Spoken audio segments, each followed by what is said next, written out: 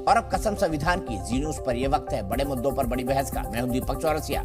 ये ठीक वैसा ही है कि लिफाफा अभी खोला नहीं, मजमून पता नहीं और लगे हो हल्ला मचाने की, साफ भीतर तो कयामत है। ये यूसीसी पर सियासत का लेटेस्ट ट्रेंड है और India Muslim personal law board ने यूसीसी को खारिज करते हुए लॉ कमीशन को एक लंबा चौड़ा चिट्ठा भेजा है। कल की लंबी बैठक के बाद बोर्ड ने कहा कि यूसीसी मुसलमानों को मंजूर नहीं है, ये एकता अखंडता के लिए हानिकारक है और बयान दिए कि मुस्लिम पर्सनल लॉ को कयामत तक नहीं बदला जा सकता।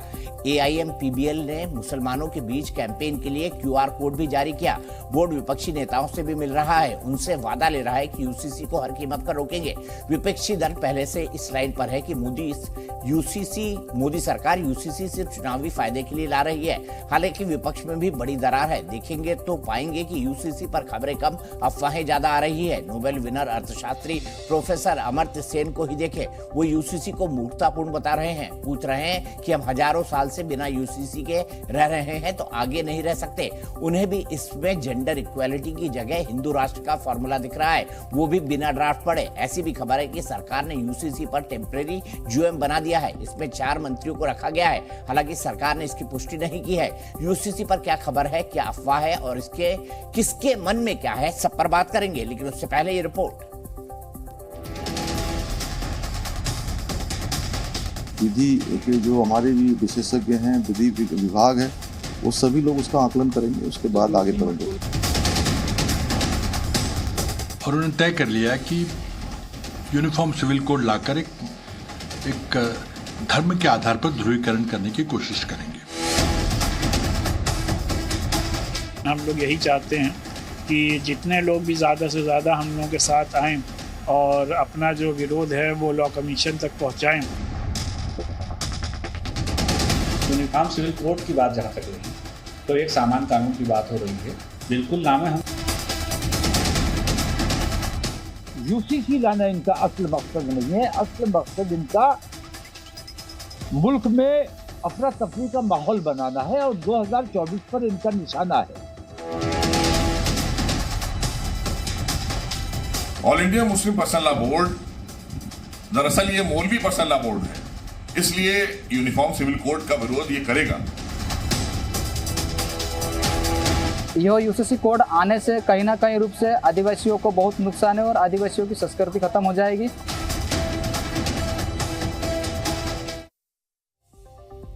तो इस बहस में आज कोई राजनीतिक पार्टियां भी हैं और साथ ही साथ 2 राइट विंग के बहुत अहम चिंतक विचारक मेरे साथ। एक विश्व हिंदू परिषद के प्रवक्ता, राष्ट्रीय प्रवक्ता विनोद बंसल है, प्रोफेसर संगीत रागी हैं, पॉलिटिकल एनालिस्ट के तौर पर दानिश कुरैशी जी हैं, लीडर है AIM-IM के, ये भी बहुत चिंतक और विचारक है। रशीद शरीफ साहब है, प्रेसिडेंट है south India Muslim personal law board का, ये भी मेरे साथ है। और साथ ही साथ हैदर अब्बास साहब समाजवादी पार्टी के स्पोक्स पर्सन है, लखनऊ से मेरे साथ जुड़े हुए हैं।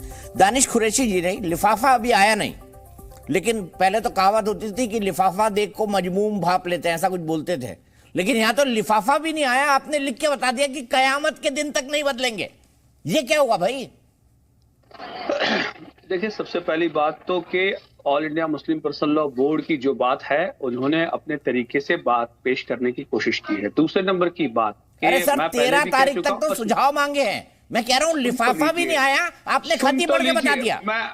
मैं वही तो कह रहा हूं, सुन तो लीजिए। सवाल यही है ना कि अगर लिफाफा नहीं आया तो दरअसल केंद्र सरकार या वो भारतीय जनता पार्टी जो पूरा पैनिक बनाने की कोशिश कर रही है, दरअसल इसी पैनिक का काउंटर बनाने की तो बात है ना। वरना मुझे ये बताइए कि ना कि आज से पहले भी तो, इससे पहले का जो कमीशन था उसने भी तो लिफाफे की कोशिश की थी, तो उनको नहीं लगा कि भाई इस वक्त देने की जरूरत नहीं है तो उन्होंने उसको एक्सटेंड कर दिया। लेकिन इस बार एक्सटेंड नहीं करने की जो पूरी पॉलिटिक्स भारतीय जनता पार्टी की तरफ से हो रही है, इसीलिए तो लिफाफा खोला जाने की बात आ रही है ना। अरे अभी तो लिफाफा ही नहीं आया सर, ड्राफ्ट ही नहीं आया, हल्ला किस बात का? और आपने बोला कयामत तक हम मुसलमानों के नियम नहीं बदल सकते। ये क्या जिद है? सुनिए मेरी बात, सुनिए मेरी बात। नहीं जिद की क्या बात है? देखिए सुनिए मेरी बात, सबसे पहली बात तो, अरे सुनिए तो, देखिए QR कोड जारी कर दिया आपने। अरे सुनिए पहले सुनिए मेरी बात सुनिए। सवाल ये है कि जो ऑल इंडिया मुस्लिम पर्सनल लोग या और जो लोग भी हैं इसके समर्थक में हम लोगों की भी बात है जो अपनी सोच रखते हैं। तो हमारे यहाँ जो बेसिक कानून है उस कानून की तो कोई मुखालिफत नहीं है। अब हमारा जो रिलीजियस कानून है, जो रिलीजियस सेंटिमेंट है, उन चीजों को लेकर अगर हम मुखालिफत करते हैं तो आपको परेशानी क्या है भाई? मेरे को कोई परेशानी नहीं है सर, मेरी परेशानी ये है कि अभी लिफाफा तो आया नहीं, आपने बता दिया कि अंदर लिखा क्या है। बिना लिफाफे के ही भारतीय जनता पार्टी जिस तरह से प्रचार और प्रसार करने की कोशिश कर रही है, आप इनके ट्रैप में फंस रहे हैं। ठीक है, ट्रैप में फंसिए दानिश कुरैशी जी, आप इन्हीं के ट्रैप में फंस रहे हैं, इन्हीं का काम मजबूत कर रहे हैं। विनोद बंसल जी बताइए, आपने कल बहुत लंबा चौड़ा ट्वीट भी किया था इस पे, कल देर शाम। दीपक जी, जिस क्यूआर कोड की आप बात कर रहे हैं उस क्यूआर कोड को लगता है किसी ने अभी स्कैन नहीं किया। मैंने उस क्यूआर कोड का लिंक को जो है ना लैपटॉप में डाल के देखा था। ना इनको पता ही नहीं क्या था उसमें। मैं दावा करता हूं, अगर ये बता दें कि क्यूआर कोड को स्कैन करने के बाद क्या आता है, मैं पूछना चाहता हूं। चलो आपके सभी दर्शकों को पता लग जाएगा, ये उसको उसकी वकालत कर रहे हैं ना, पता लग जाएगा क्यूआर कोड में है क्या। बताइए जरा क्या है क्यूआर कोड में, दानिश जी बताइए। सुनिए ना बताइए क्यूआर कोड में क्या है भाई। जो आपके मुस्लिम पर्सनल लॉ बोर्ड जो कह रहे हैं नियमों को कयामत तक नहीं बदला जा सकता, उन्होंने दिया है। हम वकालत नहीं, हम मुखालिफत कर रहे हैं और पुरजोर मुखालिफत करेंगे। पार्लियामेंट में भी वकालत करने वाला मुस्लिम पर्सनल लॉ बोर्ड ये कहा उन्होंने, आपके लिए नहीं बोला, आपको मुखालिफत कर रहे हैं। उन्होंने कहा वकालत करने वाला मुस्लिम पर्सनल बोर्ड दानिश कुरैशी की बात का। विनोद बंसल जी अब आप कहिए, दानिश कुरैशी जी जो है तलाक के वक्त भी पटरी से उतर गई, इंजन पटरी से उतरा हुआ है। हम अपनी जो बात थी हमने पार्लियामेंट में पेश करने की कोशिश की दीपक भाई, और सारी दुनिया जानती है इसको। ठीक है, अरे रुको भाई, रुको। अरे वो सब एक्सपोज हो गए। देखिए दीपक जी, मैंने एक बात पूछी थी, इन्हीं के समुदाय ने वो क्यूआर कोड जारी किया था। आप देखिए, हो गया, ठीक है, अब ये किसानों का आंदोलन खत्म हो गया, सारा मेरा नंबर है, विनोद बंसल मेरा है, तो आपका खत्म हो गया। विनोद बंसल मेरा नाम है, प्लीज ऐसा ना करिए दानिश जी। बंसल साहब, सारा एक्सपोजर तो आपका खत्म हो गया, आप क्यों फिर वो कर रहे हैं? आइए ना आप 370 पे बात करते हैं तो कुछ कश्मीर में आज तक वो नहीं आया। देखिए मैं चुनाव नहीं ला पाया। अरे देखिए यार, बात हो रही है यूसीसी की, पहुंच जाएंगे 370 पर। आप देखिए दीपक जी मैं कहना चाहता हूं, देखिए ये जो इन्होंने क्यूआर कोड जारी किया था, उस क्यूआर कोड को अगर आप स्कैन करेंगे या उसमें जो लिंक दे रखा है उसको अगर क्लिक करेंगे, गलती से अगर आपने कर दिया तो ये लिंक सीधा आपके मेल बॉक्स में खुल जाएगा। आपका जीमेल अकाउंट जो है ना वो उसका इनबॉक्स खुल जाएगा। उस इनबॉक्स में आपके सुधी दर्शकों को बता दूं मैं, और आपके चैनल ने भी शायद देखा होगा उसको, अगर आप उसको लिंक को क्लिक करेंगे तो आपका सीधा जीमेल या मेल बॉक्स खुल जाएगा, कंपोज मेल। और कंपोज मेल में लॉ कमीशन ऑफ इंडिया की ईमेल आईडी और बाकी सब 5-6 ईमेल आईडी हैं, और साथ ही साथ एक रेडीमेड टेक्स्ट उसमें मिलेगा। ये जो तथाकथित जो अपना इनका जो बोर्ड है, उस बोर्ड के द्वारा बनी हुई वो जो जिहादी लैंग्वेज है वो उसमें पूरी प्री प्रिंटेड आ जाएगी। और फिर उसने कहा कि आप सिर्फ इसको सेंड कर दीजिए, यानी विचार उस मुस्लिम पर्सनल बोर्ड के और इम्पोज हो रहे हैं देश के नागरिकों पर। मैं कहना चाहूँ, देखिए दीपक जी, अगर इस तरह से डिबेट करने तो काम नहीं चलेगा। देखिए मैं दानिश जी एक मिनट मैं आपको पूरा मौका दूंगा अपनी बात कहने का। नहीं मुझे अरे वो किसी बोर्ड की लैंग्वेज को जिहादी मानते तो ये उनका विचार है ना। नहीं क्यों विचार है ऐसा? तो हम तो नहीं मानते, फिर मैं आप ना माने ना, आपके विचार उनसे मिलते थोड़ी है। तो मैं एक्सक्लूड करूंगा, मैं क्यों मानूं भाई? मैं एक्सक्लूड करूंगा, डिसकंटिन्यू करूंगा डिबेट उनके साथ। आपका मुस्लिम पर्सनल बोर्ड के आदमी है क्या? आप बताओ ना, आप मुस्लिम पर्सनल बोर्ड के आदमी है क्या? नहीं उसको, अरे बिल्कुल हम उसके समर्थक है। आप निकलो, आप डिबेट से न करिए, आपको बात करने की जरूरत नहीं है। चलिए ठीक है। अरे भैया मैं कहता हूँ समर्थक है, तभी तो मैं कह रहा हूँ आपको। वो जो जैसे देखिए, ये मुस्लिम पर्सनल बोर्ड है दीपक जी, ध्यान रखना, मुस्लिम पर्सनल लॉ बोर्ड। और क्या है, ये एक सिंपल एक एनजीओ है। लेकिन एक मिनट दीपक जी, मेरे को बात पूरी होने दीजिए। मैं कहता हूं, देखिए ये जो पर्सनल लॉ जब इनके खत्म हो जाएंगे, जो इनके जो शरीयती लॉ हैं, वो सब इसके बाद में तो मुस्लिम पर्सनल लॉ बोर्ड ही खत्म हो जाएगा। बोर्ड का काम ही क्या रह गया? बोर्ड का काम पर्सनल लॉ को प्रोटेक्ट करना है, और ये पर्सनल लॉ ही खत्म हो रहे हैं।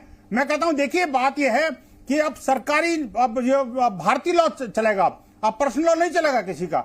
देखिए किसी को पूजा पद्धति का, नमाज पढ़ने का, अपने धार्मिक रीति रिवाज पालन करने का पूरा अधिकार है, उसमें कोई संविधान प्रोटेक्टेड है। लेकिन संविधान के अनुच्छेद 44 के, ये बात तो संविधान की बार बार कर रहे हैं, लेकिन संविधान के अनुच्छेद 44 को इग्नोर कर देते हैं।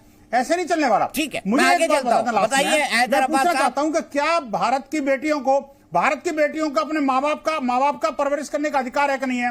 भारत की किसी पत्नी को अपने पति की संपत्ति में अधिकार होना चाहिए। मुस्लिम पर्सनल लॉ बोर्ड तो इंटरेस्टेड पार्टी है, अगर यूसीसी आ गया तो मुस्लिम पर्सनल लॉ बोर्ड खत्म हो जाएगा। तो वो तो बोलेगा ही ना कि इसके खिलाफ लिखो, इसके खिलाफ लिखो, इसके खिलाफ लिखो। आप जैसे पढ़े लिखे और समझदार लोग आगे क्यों नहीं आते और क्यों नहीं बोलते कि भाई यूसीसी लागू होना चाहिए?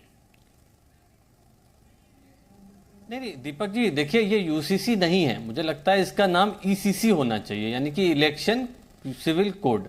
भारतीय जनता पार्टी इलेक्शन को देख करके इस पे चर्चा कर रही है। अभी कोई चीजें सामने नहीं आई हैं, टिप्पणी करना मुझे लगता है गलत होगा।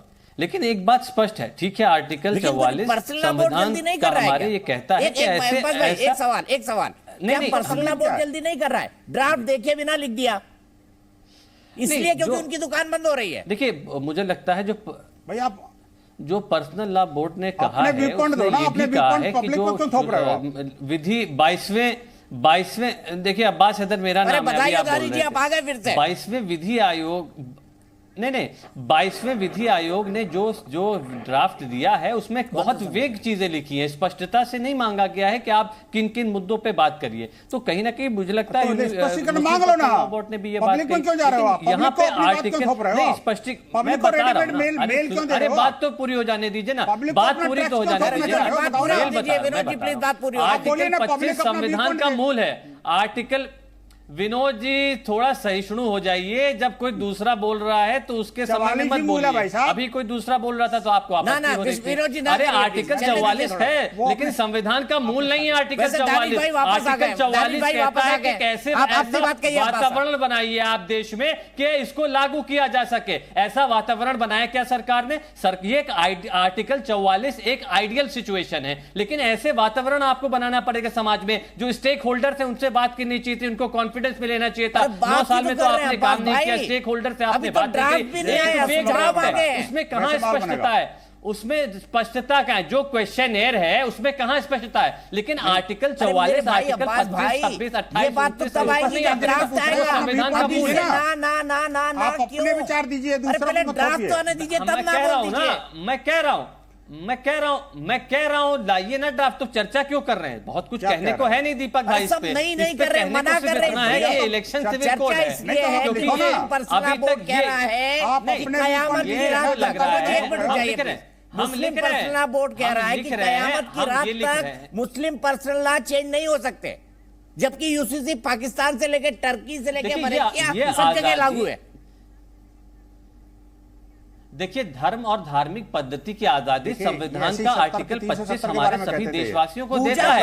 और अगर आप यूनिफॉर्मिटी की बात करते हैं, न्याय की यूनिफॉर्मिटी बात करिए ना, किस प्रकार से दलितों और ट्राइबलों के ऊपर अत्याचार कर रहे हैं भारतीय जनता पार्टी के नेता, उसके ऊपर भी तो बात हो ना, मानने की इजाजत देता उसके ऊपर भी तो आर्टिकल 25 मनमानी करने की इजाजत नहीं देता।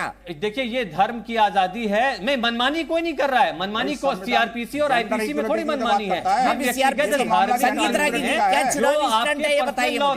पर्सनल लॉज देखिए संदीप रागी जी बताइए क्या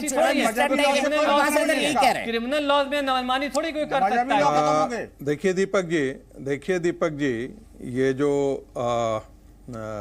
आपको ध्यान में होगा कि 2019 में जोस पॉलो केस में सुप्रीम कोर्ट ने कहा था, केंद्र को कहा था कि ये लास्ट चांस हम आपको दे रहे हैं, 4 सप्ताह का वक्त दे रहे हैं, आप अपनी बात कहिए यूसीसी पर। और उसी में सुप्रीम कोर्ट की एक ये भी टिप्पणी थी कि यदि सारे धर्म अपने अपने पर्सनल लॉ से गवर्न होंगे तो ये इस देश के लिए ठीक नहीं है, इस देश के लिए खतरनाक है। और सुप्रीम कोर्ट ने कोई पहली बार नहीं कहा था, देश के हाई कोर्ट ने कहा और सुप्रीम कोर्ट ने कुल मिला दें तो कम से कम 7 बार हमारे कोर्ट्स ने इस बात की ओर कहा कि सरकार को यूसीसी लानी चाहिए। अब एक व्यक्ति कह रहे हैं यहाँ कि भाई जो स्टेक होल्डर्स हैं उनको आपको समझाना चाहिए। 70 साल में एक समाज यदि समझने के लिए तैयार नहीं है तो इसका मतलब ये नहीं है कि सरकारों को आंखें बंद करके चुप रह जानी चाहिए। तीसरी बात है यूनिफॉर्म सिविल कोड में, जैसा कि आपने सब कहा, जैसा कि नाम भी बताता है, ये सिविल मैटर्स हैं जिसमें marriage, divorce, adoption, property inheritance, इन्हीं सब मामला से जुड़ा हुआ मामला है। इसमें पूजा पद्धति में दखल देने का कोई मामला बनता नहीं है। और यदि पारसी लॉ आप देखेंगे, यदि पारसियों का एक अलग लॉ है, हिंदुओं को लेकर के डाइवोर्स का मामला जो है 1956 का है और 55 का है मैरिज एक्ट जो है, पारसियों के लिए अलग है, क्रिश्चियन का 1836 का है या 1869 का है एक्ट है। यदि सारे कम्युनिटीज अपने अपने पर्सनल लॉज के अनुसार काम करेंगे तो फिर जो आप बात कहते हैं कि इस देश में एक ही कानून सभी पर इस प्रकार मामलों में जो सिविल मैटर्स हैं, बार बार कह रहा हूं, क्यों नहीं होना चाहिए?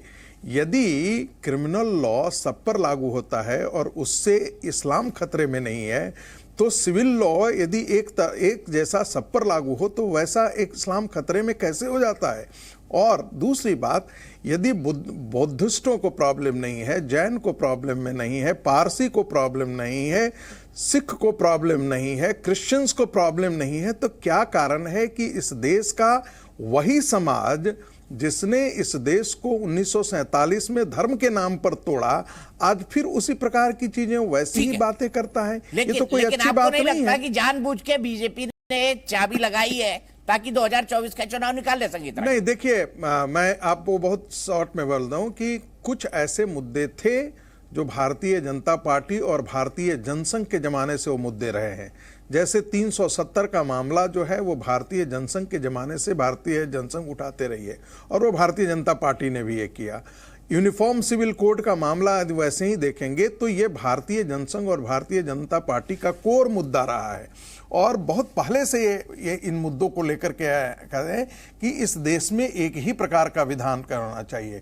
तो ये कहना कि ये चुनावी मुद्दा है, मैं इसे गलत मानता हूं। ये मुझे ऐसा लगता है कि भारतीय जनता पार्टी जो कुछ कोर मुद्दे थे, जब कहा जाता था कि आप अपने मुद्दों पर क्यों नहीं काम करते हैं, तो 370 के मुद्दे पे काम किया, आपने देखा राम मंदिर के मुद्दे पर काम किया, आपने देखा सीए के मुद्दे पर काम किया, बांग्लादेशी इन्फिल्ट्रेशंस के मुद्दे पर काम किया, ट्रिपल तलाक के मामला था, उसको मुस्लिम पर्सनल लॉ बोर्ड के तमाम विरोधों के बावजूद भी भारतीय जनता पार्टी की सरकार ने इस मुद्दे को रिजॉल्व किया। उसी प्रकार से यदि यूनिफॉर्म सिविल कोड लाती है तो वह अपने कोर एजेंडे को ला रही है, जिसके लिए इस देश की जनता ने उसे इतना बड़ा मैंडेट दिया था।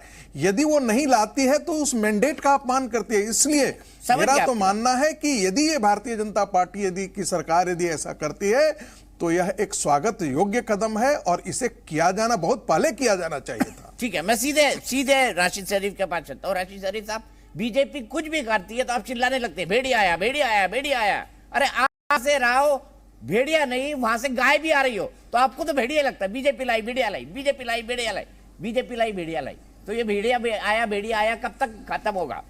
75 साल हो गए आजादी के, आज तक नहीं खत्म हुआ। दीपक जी अभी बता रहे थे, जितने भी मुद्दे हैं अभी जो गिनाए हैं, ट्रिपल तलाक का मुद्दा गिनाया, 370 का मुद्दा गिनाया, बाबरी मस्जिद का मुद्दा गिनाया, जितने भी मुद्दे बता रहे हैं और यूसीसी का भी जो मुद्दा बता रहे हैं, ये तमाम मुद्दे मुसलमानों के खिलाफ। अरे मुसलमानों से हटके कोई काम नहीं है इनके पास। मुसलमानों के खिलाफ है। बाबर से काम है क्या? बाबर से हिंदुस्तानी मुसलमान का क्या लेना देना है बताइए आप। अरे मुसलमान का ही लेना देना है साहब, आप इस्लामिक लॉ खत्म करने की चक्कर। क्या लगता है बाबर आपका, बताइए ना मुझे। इस्लामिक लॉ बिल्कुल खत्म करेंगे आप इस्लामिक खत्म होने चाहिए। इस्लामिक लॉ क्यों भाई? इस्लामिक पर्सनल लॉ खत्म क्यों?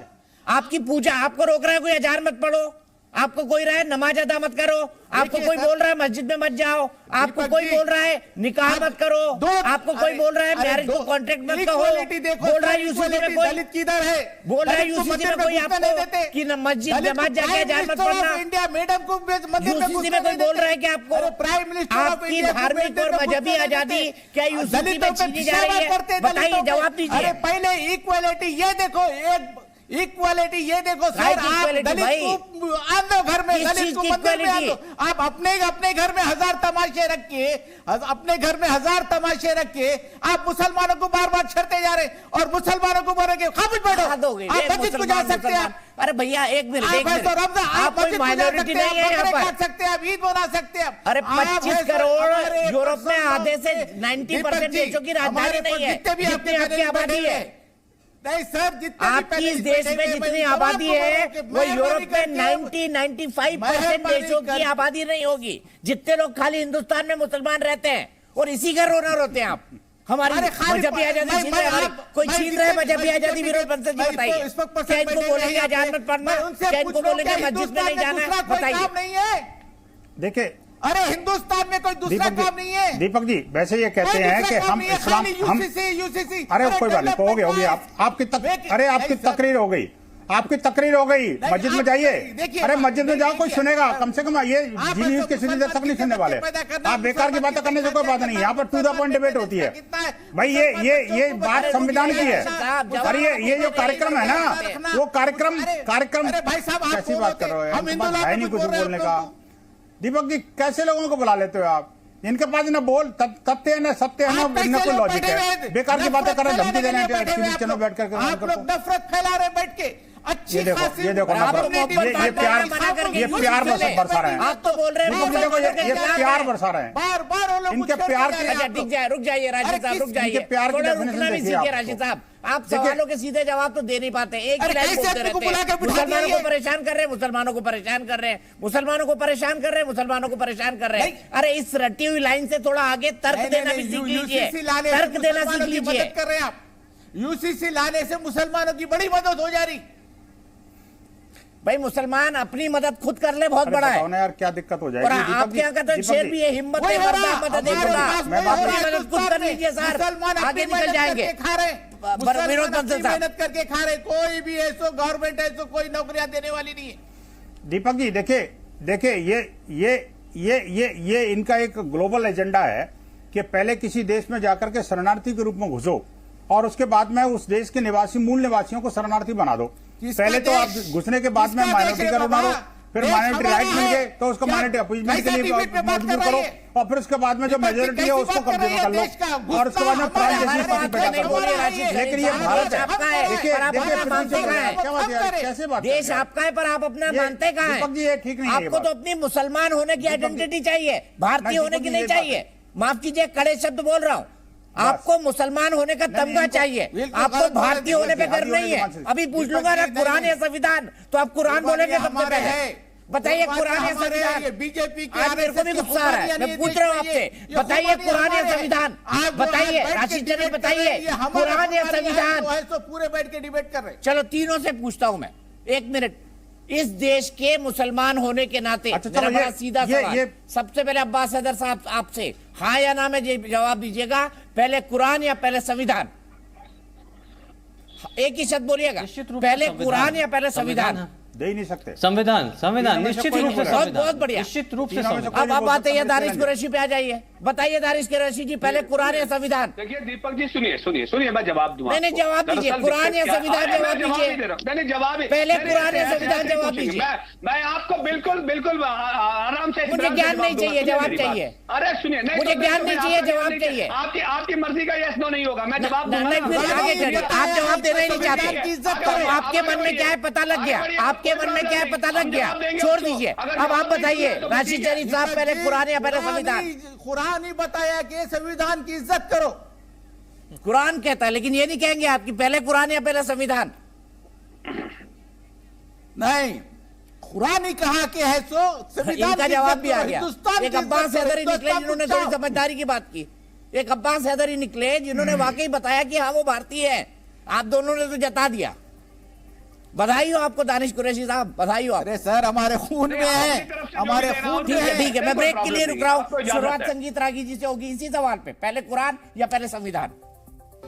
अब मैं आपको बता रहा हूँ कुछ अफवाह और हकीकत क्या है। अफवाह ये है कि भाई शादी अगर सबकी एक जैसे होने लगी तो मुसलमान निकाह पढ़ पाएंगे कि नहीं, हिंदू क्या फेरे ले पाएंगे, कोई गुरुद्वारे में शादी कर पाएगा कि नहीं, कोई चर्च में कर पाएगा कि नहीं। लेकिन इस अफवाह को मैं क्लियर कर देता हूँ, यूसीसी में शादी का पैटर्न थोड़ी बदल जाएगा। शादी जैसे करनी है, गुरुद्वारे में करनी है, निकाह पढ़ना हो, घर पे करना है, नाव पे करना है, मैदान में करना है, पहाड़ में करना है, कहीं भी करो, कहीं पे भी करो। सिर्फ इतना प्रोविजन है, जैसे भी करो बस उसे कानूनी रजिस्टर्ड करा दो। अब यहाँ इसमें क्या प्रॉब्लम है? क्या मुस्लिम कोर्ट नहीं जाते? क्या कचहरी अदालत जाना भी हराम है? और अगर नहीं तो फिर रजिस्ट्रेशन में क्या प्रॉब्लम है? और इसमें इस्लाम या पर्सनल लॉ कहाँ से आड़े आ रहा है? दूसरी बात, जेंडर इक्वालिटी, बेटी को बराबरी का हक मिले और ये सब लिखत पढ़त में हो, यानी बाकायदा कानून बन जाए तो क्या दिक्कत है? या तो ये भी कहें कि बेटी को बराबरी का हक देना, बीबी को बराबरी का अधिकार देना गैर इस्लामी है क्या? इस्लामिक लोग ये कह रहे हैं, ये भी पूछूंगा, आप ये भी कहेंगे, वो भी नहीं कहेंगे, तो ऐसा कैसे चलेगा? बड़े सवाल है, उठना चाहिए। और संगीत रागी जी, 44 आर्टिकल का हवाला दिया जाता है, कहा गया कि उस वक्त आज़ादी थी, आज़ादी के बाद हमारे यहाँ बहुत संघर्ष देखना पड़ा, इसके चलते कहा गया कि अभी ये वक्त नहीं है, सही समय आएगा तो सही समय में हम करेंगे। क्या 75 साल बाद भी सही समय नहीं आया है संगीत रागी? देखिए दीपक जी, मुझे लगता है कि जिस समय हिंदू कोड बिल आ रहा था, यदि उसी समय यदि यूनिफॉर्म सिविल कोड लाया गया होता तो बहुत ज़्यादा आसानी से हम यूनिफॉर्म सिविल कोड ला सकते थे।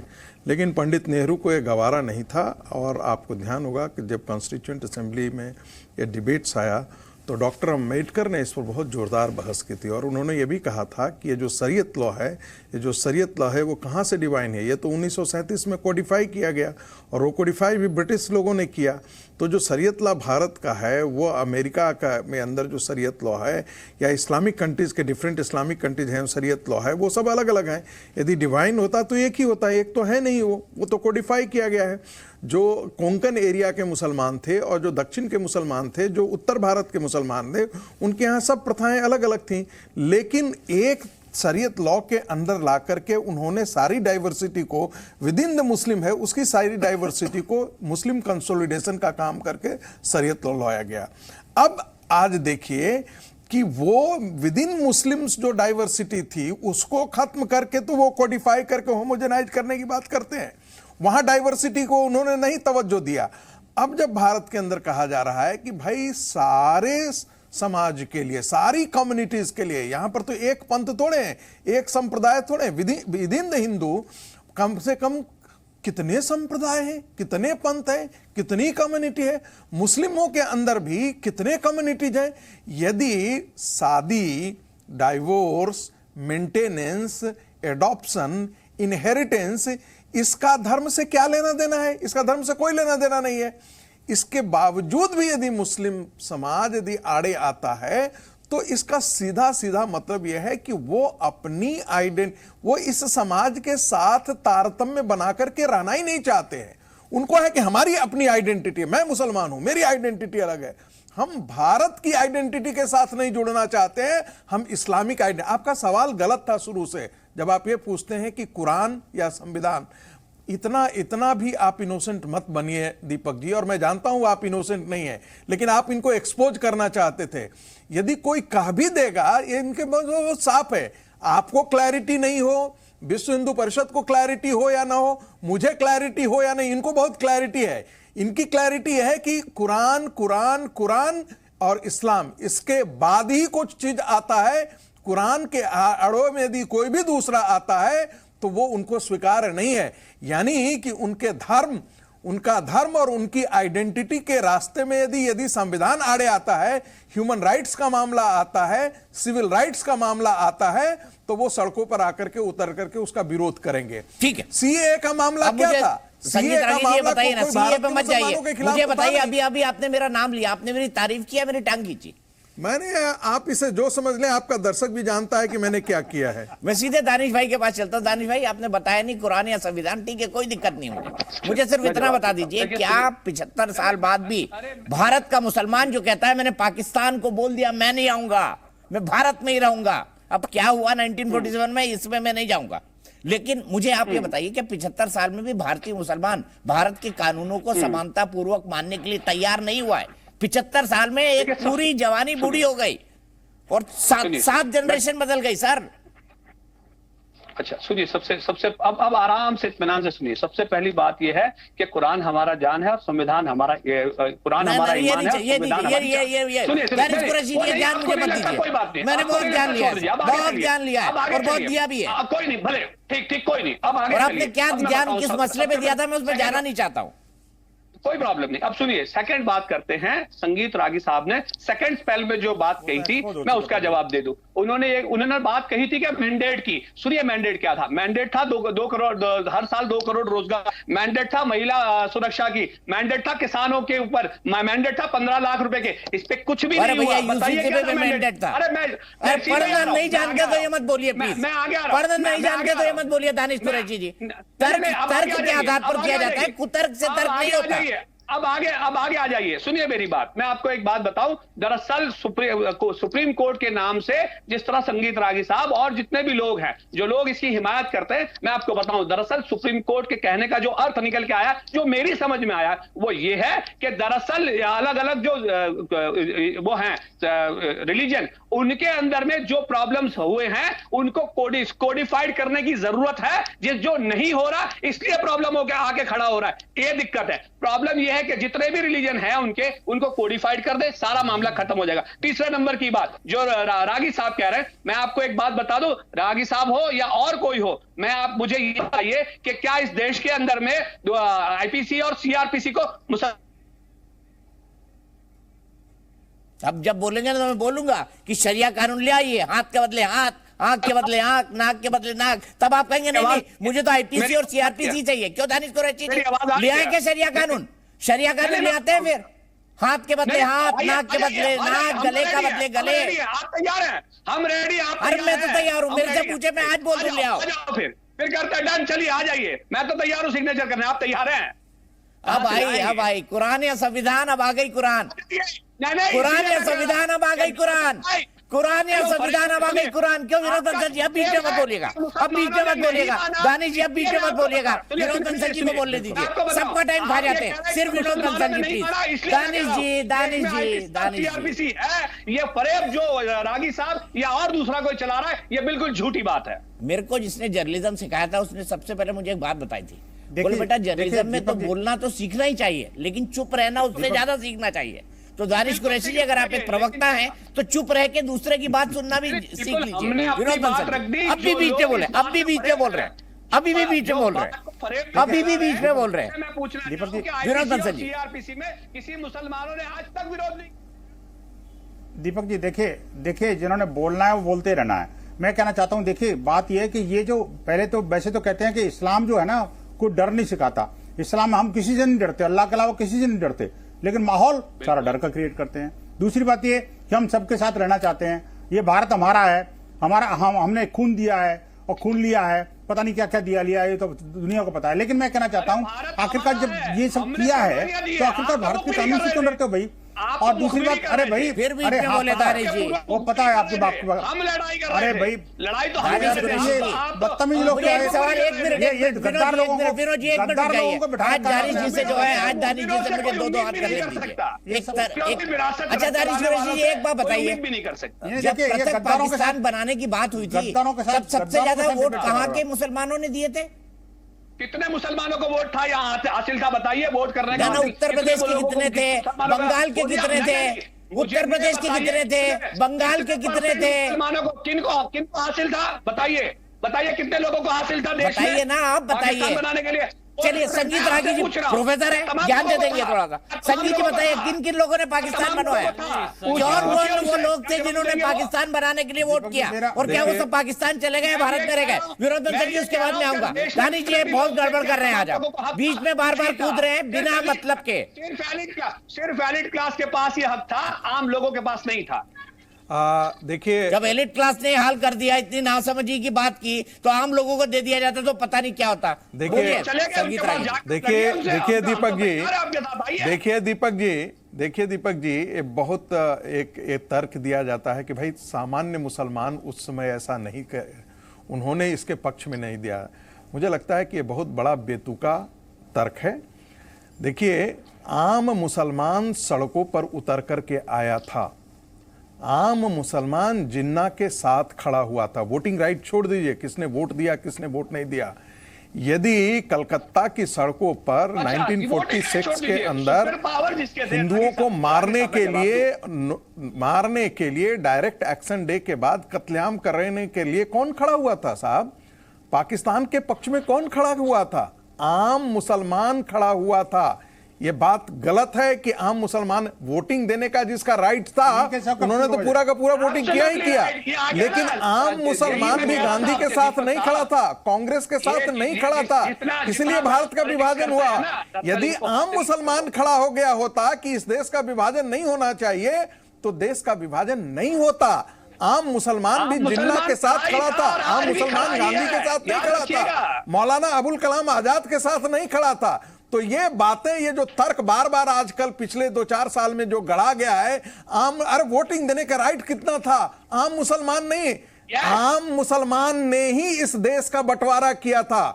उत्तर प्रदेश के मुसलमानों ने सबसे ज्यादा ये किया, बिहार के मुसलमानों ने, महाराष्ट्र के मुसलमानों ने, बंगाल के मुसलमानों ने। इसलिए ये बात तो बिल्कुल, इसको तो बिल्कुल ही खारिज कर देना चाहिए कि इस देश के मुसलमान इस देश के साथ रहना चाहते थे। बिल्कुल एक गलत बात है, अतार्किक है, और जो तथ्य के अनुसार तो बिल्कुल ही नहीं है। तथ्य के अनुसार तो इस सच्चाई यही है कि इस देश के मुसलमानों ने इस देश का विभाजन किया। अब दानिश जी एक काम करिए, मैं जी न्यूज में रिक्वेस्ट करूंगा, हालांकि मेरी औकात नहीं जी न्यूज से रिक्वेस्ट करने के लिए, एक दानिश कुरैशी शो जिसमें आप खुद लिख बोले, आप खुद सुने, बिल्कुल 1 घंटे तक चालू कर देते हैं, कोई दिक्कत नहीं मुझे। आप कर दीजिए, कोई दिक्कत नहीं, हम तैयार हैं उसके लिए। ठीक है, मैं सीधे जाऊंगा हैदर अब्बास साहब के पास, फिर विनोद बंसल जी के पास जाऊंगा। हैदर अब्बास साहब मुझे बताइए, आपने कहा पहले संविधान बाद में कुरान, ठीक है ना, बिल्कुल सही बात कही आपने, लॉजिकली भी ऐसा ही होना चाहिए। तो फिर संविधान की बात मान के यूसीसी की बात मान लीजिए, दिक्कत क्या है? देखिए 2-3 बातें हुई हैं। पहले तो मैं संगीत रागी जी की बात का जवाब देना चाहूंगा और आपकी बात का भी पूरा जवाब दूंगा संविधान के दायरे में रह करके। देखिए पहली बात यह है कि 1937 में किसने कहा था कि ये हिंदू मुसलमान 2 राष्ट्र हैं? बात ये नहीं है, बात यह है कि जो लोग अंग्रेजों की पेरोल पे 60 रुपए पेंशन उस जमाने में पाते थे, आज भी कुछ लोग कहीं से पेरोल लेकर के देश को बांटने का काम करते हैं, जो काम वो करते आए थे। आप हिंदू महासभा की बात करें, जो मुस्लिम लीग के साथ रहकर सरकार बनाई थी, कौन नहीं था? ये वही हिंदी, क्या ये वही हिंदू महासभा के लोग हैं जो मुस्लिम? अरे तो देश को बंटवाने वाला कौन था? क्यों हिंदू महासभा और मुस्लिम लोग एक साथ बैठे थे? क्यों बंगाल में सरकार बनाए थे? क्यों श्यामा प्रसाद मुखर्जी मंत्री थे बंगाल सरकार में? क्यों वो बंगाल की गवर्नर को लिखते थे कि हम आपके गुलामी ठीक है, हम आपका सहयोग करेंगे? जब देश लड़ाई लड़ रहा था, क्विट इंडिया मूवमेंट, जब हम कह रहे थे कंप्लीट इंडिपेंडेंस, तब आप उनकी गोदी में बैठे थे। आज भी आप वही काम कर रहे हैं। देश घातक थे कि नहीं थे? अरे भाई कैसी बात कर रहे हो? ये डिबेट को डीरेल करने की कोशिश करते हैं दीपक जी। अगर इस विषय पर डिबेट करानी है तो अलग से डिबेट कराइए। मैं इन सारे गद्दारों का कहीं खोल दूंगा इनका सबका। ये सारे गद्दार एक साथ भागते नजर आएंगे, 2 मिनट लगेंगे। लेकिन आज की डिबेट बड़ी महत्वपूर्ण है। ये जो समानता की बात हो रही है, ये समानता की बात हो रही है, क्या आप लोग उन लोगों से नफरत फैलाने पर? देखिए मेरा सवाल है, ये लोग उन लोगों से नफरत करते हैं जो जिन्ना के साथ बैठे थे? क्या आप उनसे नफरत करते हैं जो कहते थे कि हिंदू और मुसलमान 2 अलग-अलग राष्ट्र हैं? क्या आप उनसे नफरत करते हैं? बताइए, आपके दोहरे मापदंड क्यों हो जाते हैं? क्या आप हमारे देश से प्यार नहीं करते? क्यों आप अपने देश को तोड़ने वाली मानसिकता स्वीकार करते हैं? सवाल ये है जो उनकी विरासत वाले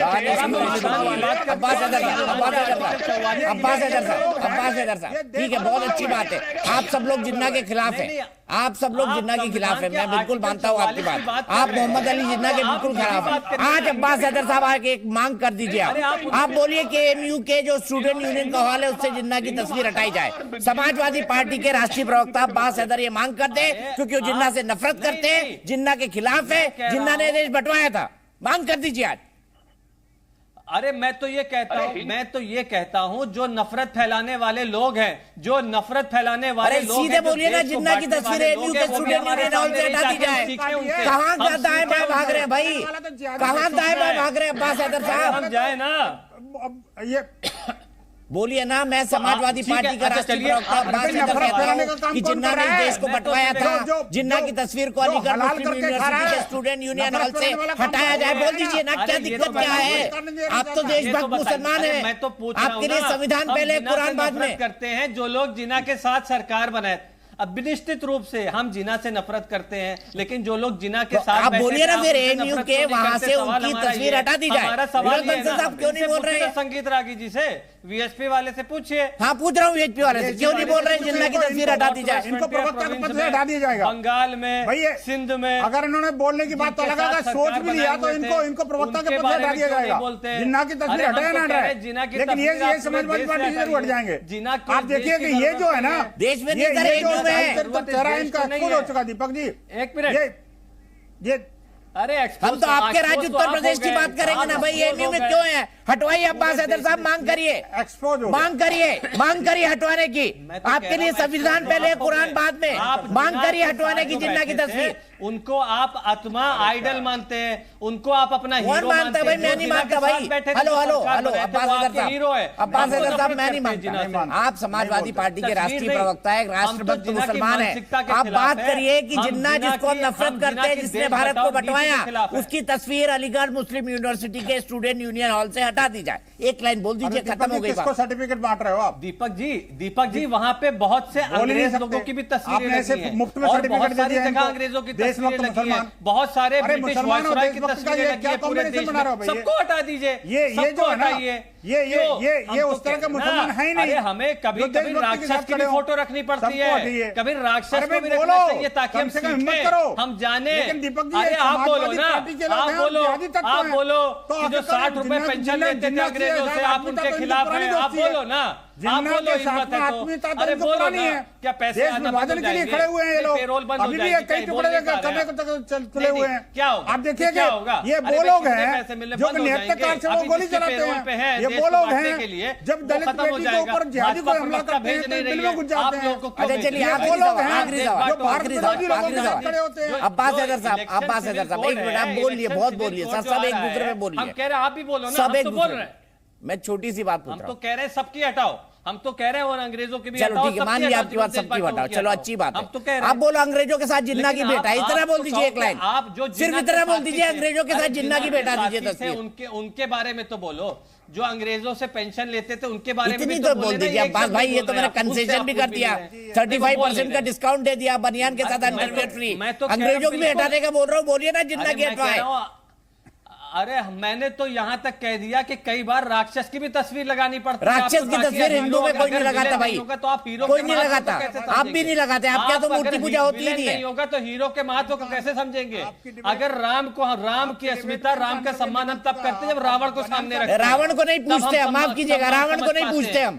राम का सम्मान करते हैं, रावण को नहीं पूछते हम। अब मैं कह रहा हूँ ना, अंग्रेजों के साथ जिन्ना की तस्वीर हटा दीजिए, इतना बोल दीजिए। एक भी नहीं पूछता, एक भी व्यक्ति इस देश में जिन्ना को नहीं समाजवादी पार्टी करती है, एक भी व्यक्ति इस देश में जिन्ना को। तो अलीगढ़ मुस्लिम यूनिवर्सिटी में तस्वीर क्यों है और उसको हटाने के नाम पर बवाल क्यों करते हैं वहां के छात्र? यूनिवर्सिटी केंद्र सरकार की यूनिवर्सिटी करेंगे ना, कौन पूछ रहा है? केंद्र सरकार से पूछिए। चलते चलते विनोद बंसल जी आपकी एक एक्सपर्ट टिप्पणी। अब्बास भाई ने मन की बात कर दी। देखिए दरअसल उन्होंने बोल दिया ना, संविधान पहले कुरान बाद में, उसको मिटाने के लिए कुछ तो करना पड़ेगा ना। बैठे थे, आपने कह दिया संविधान पहले कुरान बाद में, उसको मिटाने के लिए कुछ तो करना पड़ेगा ना अब्बास साहब। मैं आपकी मजबूरी समझ सकता हूँ, कोई दिक्कत नहीं। विनोद बंसल बिल्कुल दीपक जी, बिल्कुल बात कर रहे हैं डायरेक्टिव। आप चड्डी के साथ बयान की बात कर रहे थे, इनकी चड्डी उतर के बयान कैसे बनेंगे? प्रधानमंत्री मैं कहना चाहता हूं दीपक जी, ये एक्सपोज हो गए। आप देखिए कि कहने की बात अलग है, इनके करने की बात अलग है। इस्लाम को कहते हैं कि हम डरते नहीं किसी से, सबसे ज्यादा डराने का काम इस्लाम को ये करते हैं।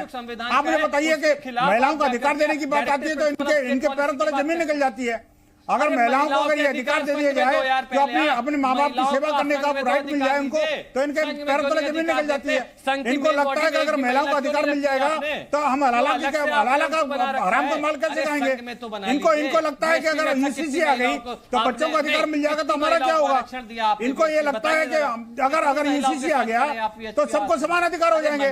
तो ये जो मुल्लाबादी सोच है, जो अल्लाहवादी सोच है, ये जो जिहादी सोच है, और ये जो सड़ी सोच है, उससे बाहर कैसे निकलेंगे ये लोग? देखिए जब समानता की बात होगी तो इनको बिलबिलाट होना स्वाभाविक है दीपक जी। और देखिए आपको मैं बार बार कह रहा हूँ, आप भैंस के आगे बीन बजाए जा रहे हैं। आपने एक डिबेट का इंपॉर्टेंट हिस्सा जो है ना, इनको राष्ट्रपति साबित करने में लगा दिया। मैं कहता हूँ ये राष्ट्रपति अगर होते ही तो एक लाइन में बोल देते ना जी, लेकिन ये मुंह से बोल गए। टीवी चैनल पर डिबेट में आकर के चिकनी चिकनी बातें करना इनकी स्वभाव है, लेकिन वास्तव में धरातल पर क्या है आपका सीधे दर्शक अच्छी तरह जानते हैं। ये तो रामद्रोही है, ये राष्ट्रद्रोही है, ये जो है धर्मद्रोही है, ये संविधानद्रोही है। दानिश भाई, राशिद भाई, अब्बास भाई।